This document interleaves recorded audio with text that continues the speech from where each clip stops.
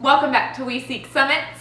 We are doing the last essential oil spotlight that was just released in the 2019 convention, and then we will get back to continuing through our A to Ylang, breaking down, sort of? There was Rose that was released, but we didn't get to R yet.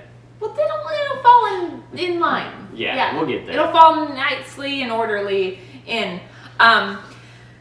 But this last one is lemon eucalyptus. And at first we were like, well, we did a eucalyptus video and we mentioned it because it's already in the amazing Terra Shield blend. So we're like, do we really need to make a whole separate video on lemon eucalyptus? Yes. Well then, so I'm in the kitchen and Dominic is looking at the chemistry and I keep hearing, wow, wow, wow, it's got diols. Wow, this has really complex chemistry. And so I was like, well, apparently we're doing a video on lemon eucalyptus.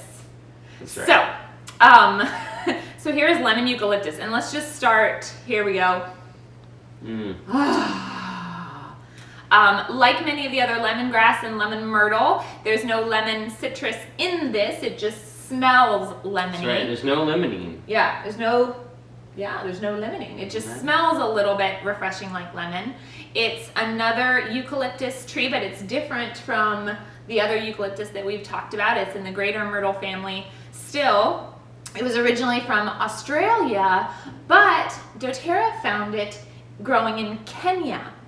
And Emily Wright, when she was releasing it, talked a lot about the amazing things that grow there and the amazing chemistry that they get from growing the tea tree there and the geranium there. And so then they found lemon eucalyptus that was already being harvested as part of the lumber industry in Lunga Lunga. And so they said, well, let's work again with the harvesters there and see if we can get this amazing essential oil. Yeah, and I think part of the story of this oil is really they wanted to continue to invest in that community. Yeah. You know, they wanted to continue, what other botanicals can we bring out of Kenya? How can we help these communities that are struggling to provide? Yeah, and not just giving a hand out, but giving a hand up and providing sustainable income. And I love how she beautifully said, like, we provide for those who are providing for the plants, or we care for those who are caring for the plants. We steward those who are stewarding the product. So yeah, really beautiful, another beautiful sourcing story. So okay, we now know where it's from, we know that it's different, so tell us, I'm ready, tell us all the wows about the chemistry. The wows, I am a geek, but it's alright. So if you watch our eucalyptus video, we talked about Globulus and Radiata. Okay. And so now we're talking about, help me with this one, it's Citriodora. Citriodora. Goodness. Citriodora. So it's a different eucalyptus, and so I expected, it's going to have similar chemistry, probably little tweaks to Radiata globulus. No, I was wrong. If you go watch that one, you'll see that's predominantly oxide chemistry for those eucalyptus species. Here we're going to shift and we're going to talk about aldehyde and alcohol chemistry. Okay. And so again, fragrant aldehyde, you get that fragrant, lemony, balmy smell to it. Yes. And alcohol, so you get super cleansing properties. And if you look at the composition, 90+% of this oil, up to 80% is citronellal, the aldehyde. With an A-L. Yep. And then up to 20% is citronellol, the alcohol. O-L. So it's like, of a bottle, 99% of it essentially is like these two constituents, but then you have all these other really cool things in there. So you have more alcohols in there. You have geraniol, you have carbachol, which is also in eucalyptus, I believe. And then you have a new one, which I was excited about because it actually doesn't have a common name. It only has the IUPAC name. And there's cis and trans paramethane 3,8-diol. Oh my goodness! Wow! But it's a diol, and I actually haven't seen, so diol just means it has two alcohol functional groups in a molecule. I haven't seen that typically in these chemistries. Like, it's just, they're almost, when you have two functional alcohol groups, they're reactive in the botanical, and they're going to use those molecules to make other things like esters and stuff. It's kind of like a precursor product for it. So for it to actually exist in the essential oil is kind of special. And I'll get to it later, but it's a more polar molecule. Okay. And So you kind of get those benefits like with water solubility, which a lot of times you don't. So I'll go ahead and talk about it now. Okay. So one of the main applications for lemon eucalyptus is to deter pests. Okay. Again, if you watch our Citronella video, you would have heard that, and then I just repeated these constituents. So they're things that kind of mask that scent that bugs find attractive on us. But because of some of these more complex molecules and more polar molecules, they actually have more staying power on the skin. That they don't, is because most essential oil compounds are aliphatic, they like fats. They dissolve into our skin, right? It's a fat membrane barrier is our skin. This one, when you start getting these polar molecules, there's phenols in here as well, so phenols are very polar, diols are very polar. Now they don't like fats, so they're not going to diffuse into the skin, and they can like go into your sweat a little bit more. They diffuse into the water, and they're going to hang out longer. And so there was a study done by the London School of Hygiene and Tropical Medicine in Bolivia, and they found that lemon eucalyptus actually can stay on your skin for about 4 hours and remain 97% effective at deterring pests. Mosquitoes. Yeah. Wow. Okay. So with all of that, basically what it is that most of the essential oils, when we talk about using a carrier oil to help it diffuse into the skin because it's lipid soluble, so it's fatty, or because they're volatile, they'll kind of flash off sort of quickly. But you're saying that lemon eucalyptus just hangs out on the skin for a while longer. Its chemistry allows it to stay on your skin longer. That's really cool. Yeah. That's really cool. Chemistry is cool. It is. Diols are cool. And then you have all those other trace, constituents. So I mentioned phenols. There is some oxides in there, similar to the eucalyptus family. Some esters. Like I said, alcohols tend to react to esters, so they're in there. Yeah. So cool. Okay. That's the chemistry. That is. So basically, use this as a deterrent for pests. Like when we talked about Citronella, you can spray it on your pets. You can be diffusing it. You can, put a little dab on you. Yep. And this one's pretty mild. It's not a caustic oil, so it's safe for neat so this application. would be a good one to just kind of like do a quick little go away pests self diffuser. It smells amazing, and as we were talking about the chemistry and stuff, and it's another one that's great for cleansing. So again, cleansing the air. Y'all do yourselves 2 favors. Put a couple drops of this in your dish soap.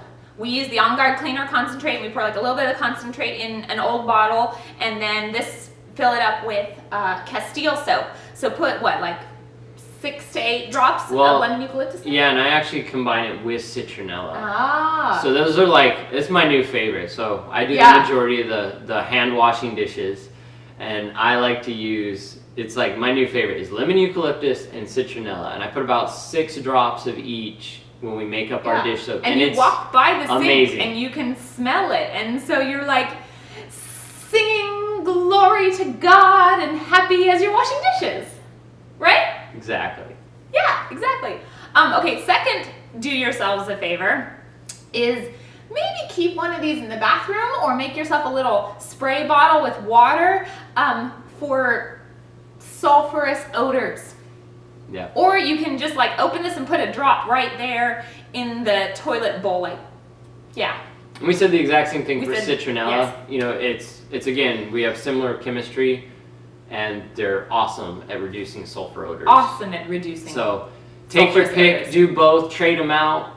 Citronella, lemon eucalyptus, they are like 2 peas in a pod in my book. Peas in a pod. Yeah. They're awesome together. And what if you other go back uses? and look at the citronella, you're getting different chemistry there. You're getting some linalool and some other things, very calming. Not diols. And this has diols.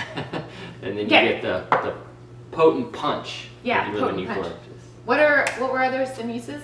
Skin. So we already talked about how it stays on your skin for pest deterrent, but it's also very healthy to the skin. So very cleansing to the skin. Good for scalp too. Yeah, so you could a good one, shampoo. And I think we just have eucalyptus in our shower right now, and I put like a drop and inhale that, because that's a great respiratory support oil. Lemon eucalyptus is also very good for the respiratory system and the immune system.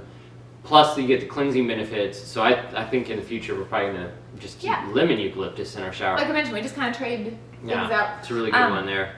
There's also like a really cool thing that this oil does. So Candida, an overgrowth of yeast in the body, which expresses itself in not great ways. And so I'm just going to kind of read the list here. Candida, conditions that can result from include headaches, autoimmune diseases, allergies, fatigue, digestive disorders, including IBS, yeast infections, infertility, skin and nail conditions, different fungal stuff, psoriasis, strong sugar cravings, addictions. So all of these are conditions that result from that overgrowth of Candida. And of course, eating processed foods feeds the Candida, eating sugars feeds the Candida, like the standard American diet feeds the Candida. Stress weakens your immune system, kind of allows it to get out of control. Our, toxic chemical cleaners, like all of that. I mean, it affects everything, but specifically Candida. So, and then that yeast forms kind of a protective biofilm around it, making it a little bit harder for our body to attack it and break it down. Well, lemon eucalyptus, diffused, used aromatically, can help break down that biofilm so that our body can do what our body needs to do to fight off, to control that yeast, and get it back into balance. Yeah. So, and it's an awesome oil to diffuse. Yeah.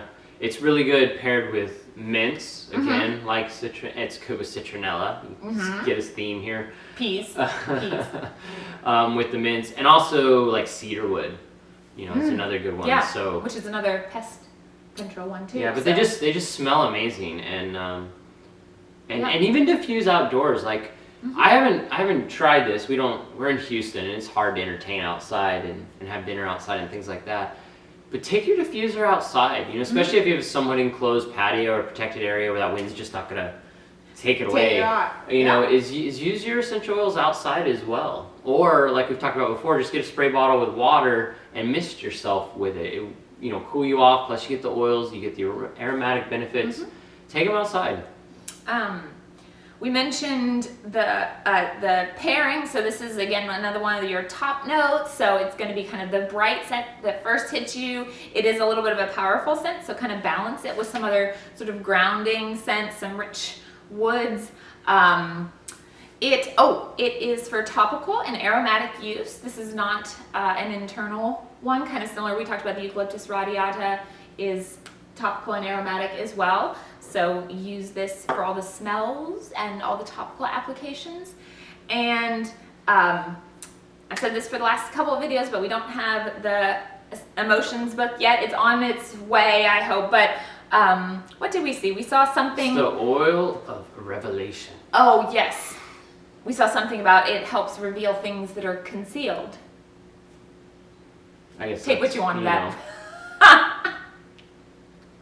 Like chemistry. Sorry. I know, we try to present things to you guys because we know that everybody takes a little bit of something different, so use it in ways that... So that's why you need to get in the comments and tell us if you use this for any emotional help or emotional therapies. Let us know what those are. We're always trying to learn more. Yeah. And we really just are recording all of these once for our benefit so that we learn more about the oils, learned a lot. but for your benefit as well, because there's a lot of misinformation out there, and we're doing our best to present accurate information and empowering information so that when you have these oils in your home, you can use them in a way that just complements your lifestyle and is just another tool on your wellness journey. These things don't replace anything. They're another tool to be brought in for kind of those targeted applications like we've talked about, or just benefiting you when you head outside and those nasty little critters want to land on you. Yeah, nasty little critters. She complains almost every night. Like, she'll go outside and tend to our garden. She's like, I got bit. Because I forgot. I walk out to go take out the trash, or I walk out to go take out the compost, and then I get distracted by the weeds, and I've forgotten to just put a little dab of this on. So I need to keep it by the door. That's it. Put your oils where you need them. That's true. All around the house, and then use them. Okay.